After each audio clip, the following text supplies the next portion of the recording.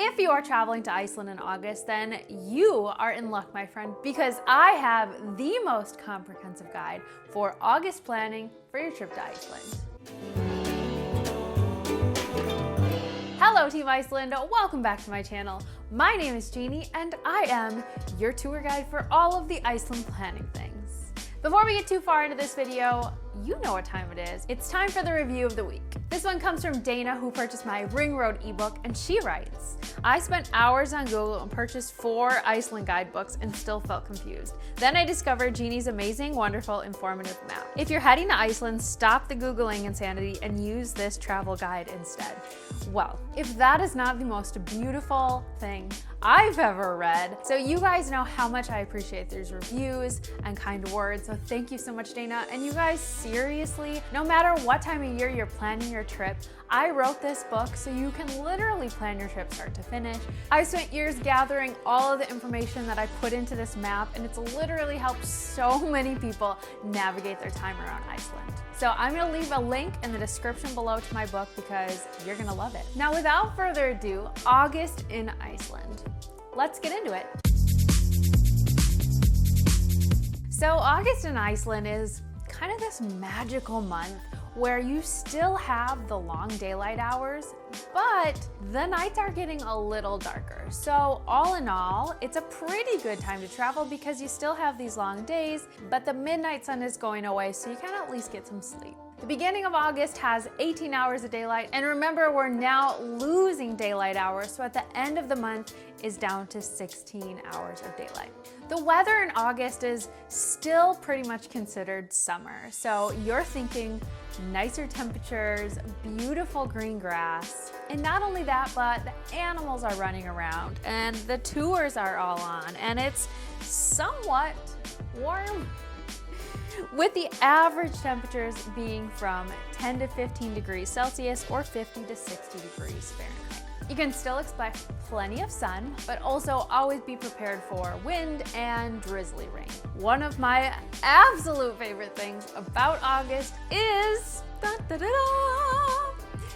towards the end of the month, the northern lights start coming back and we all rejoice. So the northern light season is back at the end of August. It's a never guarantee that you're gonna see them, but this is when it's getting dark enough at night for the lights to start making an appearance. If you guys haven't already seen my video on how to see the northern lights, then make sure to check that out. For sightseeing in August, the good thing is that all areas are fair game once again. So you are free to travel about the whole country: Reykjavik, Golden Circle, Ring Road, Snæfellsnes Peninsula, Westfjords, and the Highlands. Really, this is just an amazing, amazing time to travel to Iceland. Roam free, explore all the things, see all the places, because pretty soon it's gonna change. So remember, the downside of this is that everyone knows how amazing summer in Iceland is, so this is still peak tourist season. Places are busier, hotels are more booked up, it's more expensive to rent things and to take tours, so just FYI. Another thing to note about August is that the puffins leave around the middle to the end of the month. So a lot of people that are traveling to Iceland with the purpose of seeing the puffins, you'll want to come before that because one day they're just gone. Moving on to driving in August in Iceland. It's easy. Pretty soon it's not gonna be easy. So don't get too excited about this. Like I said, all of the roads are open. It's summer. Everyone is out and about, driving around and going to the Highlands. So all of the roads are accessible, and especially on the main paved ring roads, no problems at all. So for the most part, you can rent a 2-wheel drive vehicle if you're sticking to the main roads. However, if you're planning on traveling into the Highlands, then you will need a 4-wheel drive vehicle. Which brings me to my pro tip for August in Iceland. Rent a 4-wheel drive vehicle for your trip. August is such a great month because of all the things that we've just discussed.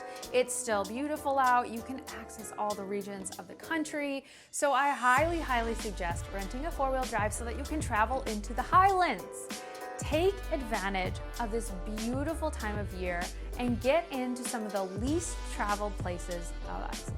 Now, I know that renting a four-wheel drive can get expensive, but don't you worry, friends. I have you covered because Blue Car has offered to give my readers a special discount. All you have to do is head to their website and at checkout, enter the code to get a discount off your total rental price. You're welcome. And lastly, on to the events and festivals that happen during August.